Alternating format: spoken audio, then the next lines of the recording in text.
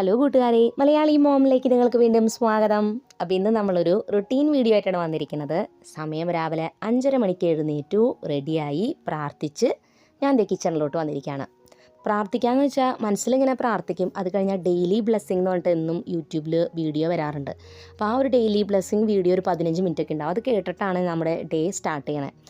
ചില സമയത്ത് നമ്മൾ വീട്ടിലെ പണികളും കാര്യങ്ങളൊക്കെ ചെയ്യുമ്പോൾ നമുക്കൊരു മടുപ്പും കാര്യം ഫീൽ ചെയ്യും. എന്നും ഒരുപോലെ, എന്നും ഇങ്ങനെയാണല്ലോ, ഒരു രസമില്ലല്ലോ.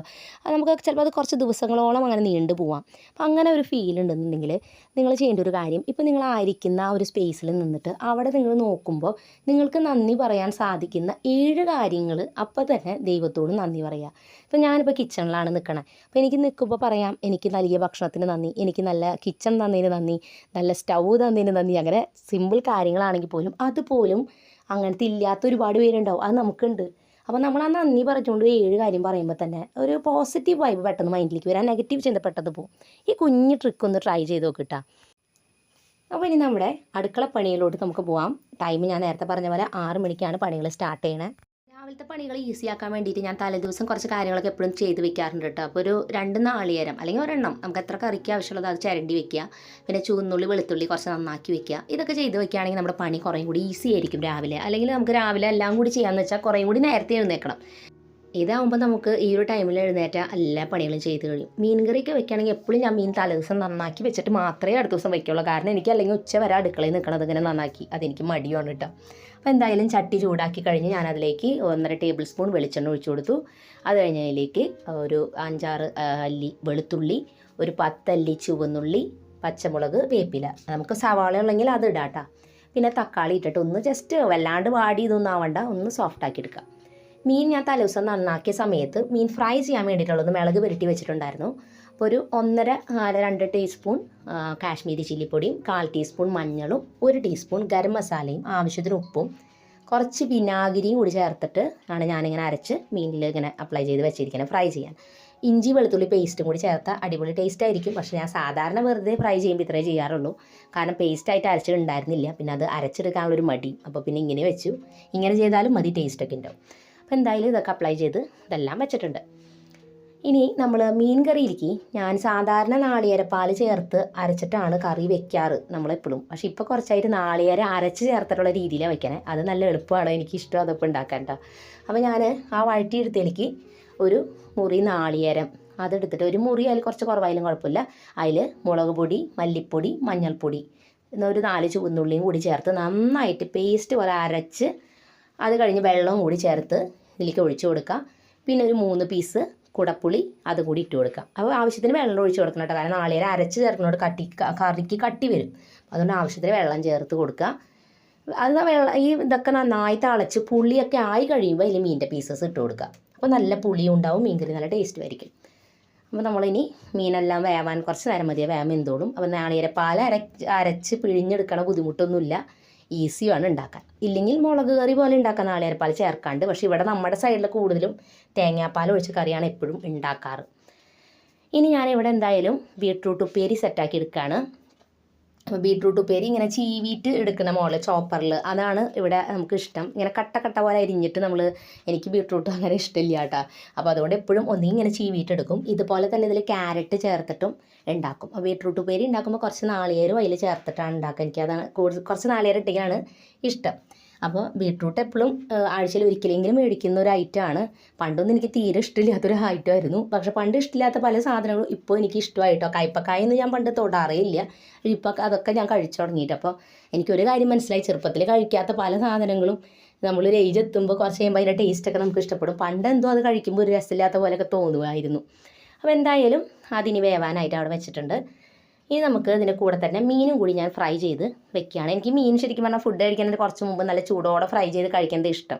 പക്ഷെ ഇന്ന് ഞാൻ രാവിലെ തന്നെ ഇത് ചെയ്യണതിൻ്റെ കൂടെ എല്ലാം ചെയ്യണതിൻ്റെ കാര്യം എന്ന് വെച്ചാൽ ഇന്ന് എനിക്ക് പുറത്ത് കടയിലേക്കും കാര്യങ്ങൾക്കൊക്കെ പോകണം. അപ്പോൾ അതുകൊണ്ട് ഇതെല്ലാം ചെയ്ത് വെച്ചാൽ എനിക്ക് പിന്നെ ആ നേരത്ത് പിന്നെ മീൻ വറുത്ത് പിന്നെ അതിൻ്റെ മണവും കാര്യങ്ങളൊക്കെ ആവും. അപ്പോൾ അതുകൊണ്ട് എനിക്ക് ഇഷ്ടമില്ല. അപ്പോൾ അതുകൊണ്ട് ഇപ്പോൾ കൈയോടെ തന്നെ അതെല്ലാം ചെയ്യാണ്. അപ്പോൾ രാവിലെ ഈ കറികൾ വെച്ച് കഴിയുമ്പോൾ ചിലർ ചോദിക്കാറുണ്ട് ഇതൊക്കെ ചൂടാക്കണ്ട, അപ്പോൾ ഇത് കേട് വരില്ലേ എന്നൊക്കെ. അതെ, നമ്മൾ ചൂടാക്കണം. ഉച്ചയ്ക്ക് നമ്മൾ ഇത് എടുത്തു കഴിഞ്ഞാൽ നമ്മൾ നേരത്തെ ഉണ്ടാക്കണ കാരണം തന്നെ കറികളെല്ലാം ഒന്ന് ചൂടാക്കി വെക്കണം. ഇല്ലെങ്കിൽ അറ്റ്ലീസ്റ്റ് ഒരു 4 മണിക്കെങ്കിലും എല്ലാതും ചൂടാക്കി വെക്കണം.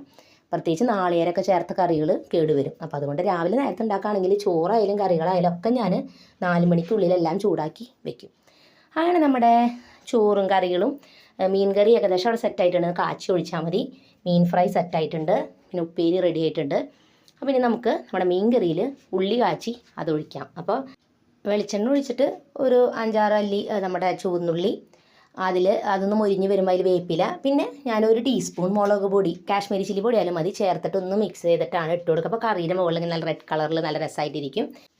അപ്പോൾ ഇന്ന് രാവിലെ നമ്മൾ ലഞ്ചിനുള്ള കറികൾ മാത്രമേ വെച്ചുള്ളൂ. ചോറാണെങ്കിൽ കുറച്ചധികം തലേദിവസം വെച്ചത് ബാക്കി ഉണ്ടായിരുന്നു. കാരണം തലേദിവസം വൈകുന്നേരം ചോറല്ല കഴിച്ച, വേറെ ഫുഡ് ഉണ്ടായിരുന്നു. അപ്പോൾ അതുകൊണ്ട് പിന്നെ ചോറ് പിന്നെയും വെച്ചാൽ അത് ബാലൻസ് ആവും. അപ്പോൾ അതുകൊണ്ട് ഞാൻ ആ ചോറ് ഫുൾ തിളപ്പിച്ച് ഊറ്റി അതാണ് വെച്ചിരിക്കുന്നത്. പിന്നെ മോളാണെങ്കിൽ ഇന്ന് ബ്രേക്ക്ഫാസ്റ്റിന് ഉണ്ടാക്കുന്ന ഐറ്റമാണ് ലഞ്ചിന് കൊണ്ടുപോകണമെന്ന് പറഞ്ഞാൽ. കാരണം മീൻ കറി അങ്ങനെ സ്കൂളിലേക്ക് കൊണ്ടുപോകാൻ വലിയ ഇഷ്ടമില്ല. കാരണം സ്മെല്ലും കാര്യങ്ങളൊക്കെ ഉണ്ടാവില്ല, അപ്പോൾ വലിയ ഇഷ്ടമല്ല. മീനായാലും നോൺ വെജ് ആയാലും അങ്ങനെ അത്ര അധികം ഇഷ്ടമല്ല കൊണ്ടുപോകാൻ. പിന്നെ തീരെ ഇല്ല എന്നുണ്ടെങ്കിൽ മാത്രം കൊണ്ടുപോകും. അങ്ങനെ നമ്മൾ ലഞ്ചിൻ്റെ കാര്യങ്ങളൊക്കെ ഉണ്ടാക്കി കഴിഞ്ഞപ്പോൾ ഞാൻ വിചാരിച്ചു ഒന്ന് ചായ കുടിക്കാൻ ഇരിക്കാമെന്ന്. അത് കഴിഞ്ഞിട്ട് ബ്രേക്ക്ഫാസ്റ്റിൻ്റെ കാര്യങ്ങളൊക്കെ നോക്കണം. അപ്പോൾ ചായ കുടിക്കാൻ അവിടെ സമാധാനമായിട്ട് അവിടെ കുറച്ചായി ഇരുന്നു. അങ്ങനെ ഈ സമയമായപ്പോഴേക്കും ഇസ ട്യൂഷന് പോയിട്ടുണ്ടായിരുന്നു. റോസ് വേണമെന്നുണ്ടെങ്കിൽ എഴുന്നേറ്റൊക്കെ റെഡി ആവാനായിട്ട് എഴുന്നേറ്റ് ചായയൊക്കെ കുടിച്ച് പിന്നെ റെഡിയായി ക്ലാസ്സിലേക്ക് പോകേണ്ട കാര്യങ്ങളൊക്കെ ചെയ്യണം. ഇനി നമ്മുടെ ബ്രേക്ക്ഫാസ്റ്റിന് വേണ്ടിയുള്ള ഐറ്റംസ് റെഡിയാക്കാം. ബ്രേക്ക്ഫാസ്റ്റിന് നമ്മൾ ദോശയും തക്കാളി ചമ്മന്തിയാണ് ഇന്ന് ഉണ്ടാക്കണേ. അപ്പോൾ ചമ്മന്തിക്ക് വേണ്ടിയിട്ടുള്ളതൊക്കെ ഞാൻ കട്ട് ചെയ്തെടുക്കുകയാണ്. അപ്പോൾ ഞാനിതെല്ലാം കട്ട് ചെയ്തെടുത്ത് ചമ്മന്തിയുടെ കാര്യങ്ങളൊക്കെ ഉണ്ടാക്കി വരുമ്പോഴേക്കും ചേട്ടൻ വന്നു കഴിഞ്ഞാൽ ദോശമാവ് അവിടെ വെച്ചിട്ടുണ്ട്. അപ്പോൾ ചേട്ടൻ ദോശ ഉണ്ടാക്കിയൊക്കെ തരും. ബാക്കി എല്ലാം നമ്മുടെ ചെയ്ത് കഴിഞ്ഞിട്ടുണ്ട്. പിന്നെ കുറേ പേര് കമൻസിൽ ഇപ്പോഴും ചോദിക്കുന്നുണ്ട് ചേട്ടൻ നാട്ടിലുണ്ടോ, ഇപ്പോൾ നാട്ടിലാണോ എന്നൊക്കെ കേട്ടോ. കാരണം ചേട്ടൻ അബ്രോഡ് ആയിരുന്നല്ലോ, ചേട്ടൻ ദുബായിലായിരുന്നു. അപ്പോൾ ചേട്ടൻ വന്നിട്ട് 3 കൊല്ലമായി ഇപ്പോൾ വന്നിട്ട്. എന്നാലും കുറേ പേര് ചോദിക്കുന്നുണ്ട് നാട്ടിൽ വന്നു കേട്ടോ. ചേട്ടൻ 20 വർഷത്തോളം പുറത്താണ് വർക്ക് ചെയ്തിരുന്നത്. അപ്പോൾ ഞാൻ കല്യാണം കഴിഞ്ഞ സമയത്ത് ഞാനും അങ്ങോട്ട് പോയിരുന്നു. അത് കഴിഞ്ഞ് ഏകദേശം ഒരു 5 കൊല്ലത്തോളം ഞാൻ അവിടെ നിന്നിട്ടുണ്ടായിരുന്നു. ഞങ്ങൾ ഒരുമിച്ച് അവിടെ നിന്നത്. അത് കഴിഞ്ഞിട്ട് പിന്നെ ഞാൻ നാട്ടിലോട്ട് പോന്നു. പിന്നെ ഞങ്ങൾ ചേട്ടൻ ദുബായിലും ലീവിന് പിന്നെ ചേട്ടൻ വരണ പോലെ ആ രീതിയിലായിരുന്നു. അങ്ങനെ അത് കഴിഞ്ഞ് എന്താ പറയുക, അതിപ്പോൾ ഈ 3 കൊല്ലം മുൻപാണ് ചേട്ടൻ നാട്ടിലോട്ട് വന്നത്. അപ്പോൾ അതുകൊണ്ടാണ് ഞാൻ വീഡിയോ ഒക്കെ ചാനലൊക്കെ സ്റ്റാർട്ട് ചെയ്യുന്ന സമയത്തൊക്കെ ചേട്ടൻ അവിടെയായിരുന്നു. അപ്പോൾ ഏകദേശം ഒരു 8-9 കൊല്ലത്തോളം ചേട്ടനും ഞാനും മാറിയാണ് ഞങ്ങൾ നിന്നിരുന്നത്. അതുകൊണ്ടാണ് അന്നൊക്കെ വല്ലപ്പോഴും മാത്രമാണ് ചേട്ടൻ വീഡിയോയിൽ ഇങ്ങനെ കാണാറുള്ളൂ. ഇപ്പം പലപ്പോഴും രാവിലെ ഇങ്ങനെ എന്നെ ഹെൽപ്പ് ചെയ്യാൻ ചിലപ്പോൾ കിച്ചണിൽ കാണുമ്പോൾ പലരും ചോദിക്കുന്നുണ്ട് ഇപ്പം നാട്ടിലുണ്ടോ എന്ന്. അതുകൊണ്ടായിരിക്കും നിങ്ങൾ ചിലപ്പോൾ വല്ലപ്പോഴും ചിലൊരു വീഡിയോ കാണണം, അതുകൊണ്ടായിരിക്കും. അപ്പോൾ രാവിലത്തെ ഈ ടൈം കുറച്ച് കാര്യങ്ങളൊക്കെ ഇങ്ങനത്തെ പണികൾക്കൊക്കെ ചേട്ടനെ ഹെൽപ്പ് ചെയ്യും. കാരണം അത് കഴിഞ്ഞാൽ പിന്നെ ചേട്ടൻ വർക്ക് ഉണ്ട്. അപ്പോൾ അതുകൊണ്ട് തന്നെ ഈ സമയത്ത് ചേട്ടൻ ഇങ്ങനെ ദോശ, ഇഡ്ഡലിയോ വെള്ളയപ്പോ അങ്ങനത്തെ പരിപാടികളൊക്കെ, പുട്ടുണ്ടാക്കൽ അങ്ങനത്തെ ഒക്കെ ചേട്ടൻ ചെയ്യും. ഞാൻ കറിയുടെ കാര്യങ്ങൾ മാത്രം ബ്രേക്ക്ഫാസ്റ്റിൻ്റെ ഇത് ചെയ്താൽ മതി. അപ്പോൾ തക്കാളി ചമ്മന്തിയാണ് നമ്മൾ ഉണ്ടാക്കിയല്ലോ. അപ്പോൾ സാധാരണ ചിലവർക്ക് നാളികേര ചമ്മന്തി തന്നെയായിരിക്കും ഇഷ്ടം. തക്കാളി ചമ്മന്തി വലിയ താല്പര്യമൊന്നും ഉണ്ടായിരിക്കില്ല. പക്ഷേ നമ്മൾ നാളികേരമൊക്കെ കുറവുള്ളവർക്ക് ട്രൈ ചെയ്യാൻ പറ്റുന്ന ഒരു ചമ്മന്തിയാണ്. കാരണം നമുക്കൊക്കെ നാളികേരം അത്ര അധികം ഇല്ല. അപ്പോൾ എല്ലാ സമയത്തും ഇത് ഉണ്ടാക്കിക്കൊണ്ടിരിക്കുമ്പോൾ കറികൾക്കും ഒക്കെ വേണ്ടേ. അപ്പോൾ ഇടയ്ക്ക് ഞാൻ ഈ തക്കാളി ചമ്മന്തി ഉണ്ടാക്കുന്നതിൻ്റെ ഒരു കാരണം അതാണ്. പിന്നെ അത്യാവശ്യം ക്വാണ്ടിറ്റിയിൽ നമുക്ക് ഉണ്ടാക്കാനും പറ്റും. അപ്പോൾ മക്കൾ കഴിക്കുന്നതിൻ്റെ ഒപ്പം തന്നെ ഞാനും ബ്രേക്ക്ഫാസ്റ്റ് കഴിക്കാനായിട്ട് ഇരിക്കുകയാണ്. കുറച്ച് പാത്രമൊക്കെ കഴുകാൻ അവിടെ ബാലൻസ് കിടക്കുന്നുണ്ട്. എന്നാലും ഇപ്പോൾ അതൊന്നും കഴുകണില്ല. കാരണം എന്താ വെച്ചാൽ ഇവർ പോയി കഴിഞ്ഞിട്ട് കഴിക്കാനിരുന്നാൽ പിന്നെ ലേറ്റ് ആവും. അപ്പോൾ അതുകൊണ്ട് ചേട്ടൻ പറഞ്ഞു അവരുടെ ഒപ്പം തന്നെ കയ്യോടെ ഭക്ഷണം കഴിക്കലും കാര്യങ്ങളൊക്കെ അവസാനിപ്പിക്കാമെന്ന്. അപ്പോൾ അങ്ങനെ കുറച്ച് നേരത്തെ ആണെങ്കിലും ഇപ്പോൾ കുറച്ചായിട്ട് എന്നും മക്കളുടെ ഒപ്പം തന്നെയാണ് ബ്രേക്ക്ഫാസ്റ്റ് കഴിക്കുന്നത്. അങ്ങനെ ഭക്ഷണമൊക്കെ കഴിച്ച് മോളുടെ ടിഫിനൊക്കെ സെറ്റ് ചെയ്ത് കഴിഞ്ഞ് പിന്നെ അവർ രണ്ടുപേരും പോയി കഴിഞ്ഞാൽ കുറച്ച് നേരം അവിടെ കസാരമേ അങ്ങനെ നിന്നിരിക്കും സമാധാനമായിട്ട് കുറച്ചധികം നേരം. കാരണം ഇത്രയധികം നേരം നമ്മൾ പണിയും കാര്യമൊക്കെ കഴിയുമ്പോൾ സ്വാഭാവികമായിട്ട് നമുക്ക് നല്ല ക്ഷീണം ഉണ്ടാവും. അപ്പോൾ ഞാൻ കുറച്ച് നേരം ഫോണൊക്കെ നോക്കി.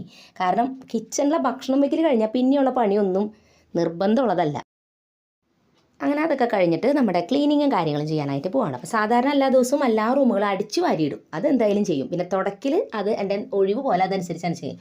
ചിലർ പറയും തുടക്കൽ ഇപ്പോൾ ഇത്ര വലിയ ബുദ്ധിമുട്ടുണ്ട്, അടിച്ചതിൻ്റെ പിന്നാലെ തന്നെ തുടച്ചുകൂടെന്നൊക്കെ. എനിക്ക് കിട്ടുന്ന ഓരോ ടൈമും ഞാൻ കുറച്ചിങ്ങനെ പിടിച്ച് വെച്ചിട്ടാണ് വീഡിയോ ഒക്കെ ചെയ്യണത്. അതുകൊണ്ടാണ് ഞാൻ ചില കാര്യങ്ങളൊക്കെ സ്കിപ്പ് അടിക്കണത്. പിന്നെ ചില ദിവസം ചില കാര്യം ചെയ്യാൻ മൂഡും ഉണ്ടാവില്ല എന്നേ. അപ്പോൾ ഞാൻ പിന്നെ അത് സ്കിപ്പ് അടിച്ച് കളയും.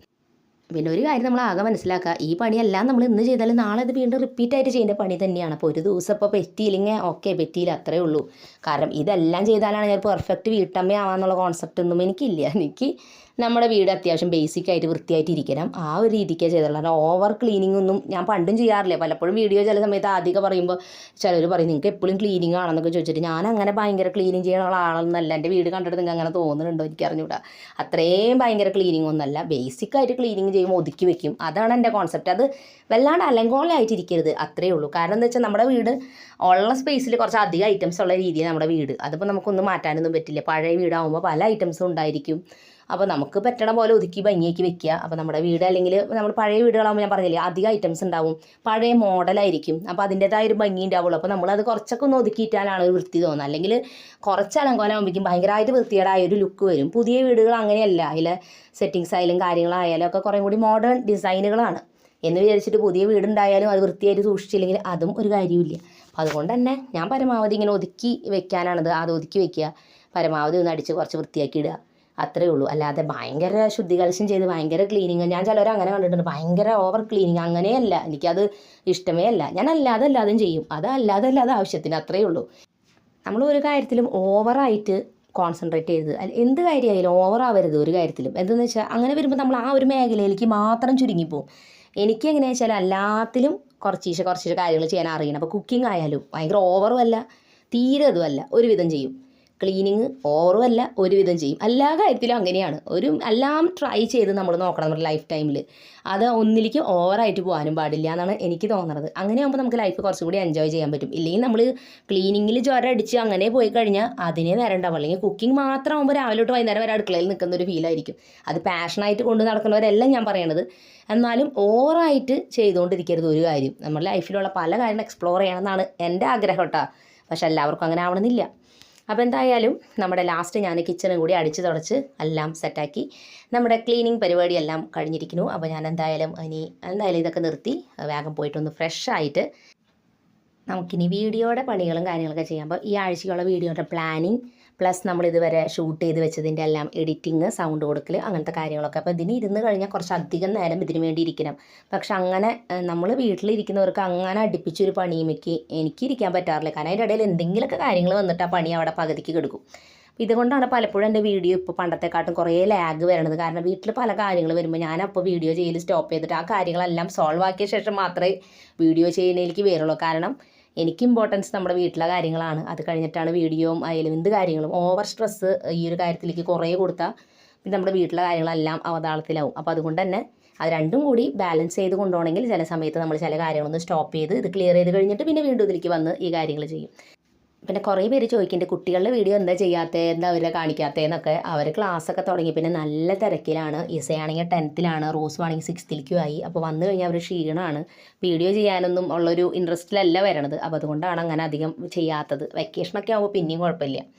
അങ്ങനെ അത് കഴിഞ്ഞിട്ട് ഞാൻ കടയിലേക്ക് പോയി സാധനങ്ങൾ വാങ്ങാൻ. കാരണം ഞാൻ പോകണ ആ സൂപ്പർ മാർക്കറ്റിൽ ഈ ദിവസങ്ങളിലാണ് ഓഫർ ഉള്ളത്. വെജിറ്റബിളിന് വിലക്കുറവ് വരും. അപ്പോൾ അതുകൊണ്ട് തന്നെ അന്നത്തെ ദിവസം തന്നെ പോകണം. പോയി കഴിഞ്ഞാൽ കുറച്ച് വെജിറ്റബിളൊക്കെ മേടിച്ചിട്ട് വന്നാൽ ഒരാഴ്ച ഒരു 1.5 ആഴ്ചയൊക്കെ നിൽക്കണ പോലെ ഞാൻ വെജിറ്റബിളൊക്കെ മേടിച്ചുകൊണ്ട് വരും. അത് കഴിഞ്ഞാൽ നമ്മൾ സാധാരണ അത് ക്ലീൻ ചെയ്യാനായിട്ട് വെള്ളത്തിൽ വിനാഗിരി ഒഴിച്ചിട്ട് ഈ വെജിറ്റബിൾസൊക്കെ അതിൽ മുക്കി വെക്കും ഒരു അരമണിക്കൂർ. അത് കഴിഞ്ഞിട്ട് അതെല്ലാം നന്നായി എടുത്ത് കഴുകി തുടച്ച് ആണ് സ്റ്റോർ ചെയ്യാറുള്ളത്. പക്ഷേ ഇന്നിപ്പോൾ ഞാൻ വന്നപ്പോൾ തന്നെ 2 മണി കഴിഞ്ഞു. അപ്പോൾ ഇനി ഭക്ഷണമൊക്കെ കഴിക്കണം. അപ്പോൾ അതുകൊണ്ട് വിചാരിച്ചു ഇതെല്ലാം ബോക്സിലാക്കി ഫ്രിഡ്ജിൽ വെക്കാം. ഒരു 4 മണി കഴിഞ്ഞിട്ട് പിന്നെ ഇതൊക്കെ ചെയ്യാമെന്ന്. കാരണം ഫുഡൊക്കെ കഴിച്ച് വരുമ്പോഴേക്കും പിന്നെ ഇത് ചെയ്യാനുള്ള ഇൻട്രസ്റ്റ് ഒന്നും ഇല്ല. അപ്പോൾ ഞാൻ എപ്പോൾ കടയിൽ പോയി വന്നാലും വേഗം പോയി മാറിക്കഴിഞ്ഞാൽ പിന്നെ വന്ന് വേഗം വെജിറ്റബിൾ എടുത്ത് ഫ്രിഡ്ജിൽ വെച്ചിട്ടാണ് പിന്നെ ഇതിൻ്റെ വാഷിങ്ങും കാര്യങ്ങളൊക്കെ ചെയ്യണത്. അപ്പോൾ ഞാൻ പച്ചക്കറി എപ്പോഴും ബോക്സിലാണ് സ്റ്റോർ ചെയ്യാനായിട്ട്. അത് കുറച്ച് നാളായി മേടിച്ചിട്ട് നല്ല യൂസ്ഫുള്ളാണ്. ഫ്രിഡ്ജിൽ ഒതുങ്ങിയിരിക്കുകയും ചെയ്യും, കേടാവണമില്ല. അപ്പോൾ അത് വലിയൊരു സൊല്യൂഷനായി. ഞാൻ ആദ്യം ചെയ്തിരുന്ന ഒരു ബാഗ് പോലത്തെ ഒരു ഐറ്റത്തിലായിരുന്നു. പക്ഷേ അതിൽ വെച്ചാലും വെജിറ്റബിളൊക്കെ കേടാവും. പക്ഷേ ഇതിൽ വെച്ചാൽ വെജിറ്റബിൾ കേടാവില്ല, നല്ലതായിട്ട് തന്നെ ഇരിക്കുന്നുണ്ട്. അപ്പോൾ ഇതെല്ലാം അത് വെക്കുക. പിന്നെ ഫ്രിഡ്ജിൻ്റെ തണുപ്പിൻ്റെ സെറ്റിംഗ് എപ്പോഴും ശ്രദ്ധിച്ചോളൂ. കാരണം തണുപ്പ് സമയമാകുമ്പോൾ ഫ്രിഡ്ജിലെ ആ ഒരു തണുപ്പ് കറക്റ്റാക്കി വെക്കണം. വല്ലാണ്ട് തണുപ്പ് അധികമായിട്ടിരുന്നാൽ ഫ്രിഡ്ജിലെ വെജിറ്റബിൾസൊക്കെ കേടായി പോകും. അപ്പോൾ അതുകൊണ്ട് ഞാനതുകൊണ്ട് ഇങ്ങനെ കറക്റ്റ് ശ്രദ്ധിക്കുന്നതുകൊണ്ട് കുറച്ച് അധികം മേടിച്ചിട്ട് വന്നാലും ഒന്നും കേടാവാറില്ല. അപ്പോൾ ഇങ്ങനെ ഓഫറൊക്കെ വരുമ്പോൾ ഇങ്ങനെ മേടിച്ച് വെച്ചാൽ നമുക്ക് നല്ല കുറവിന് കിട്ടും.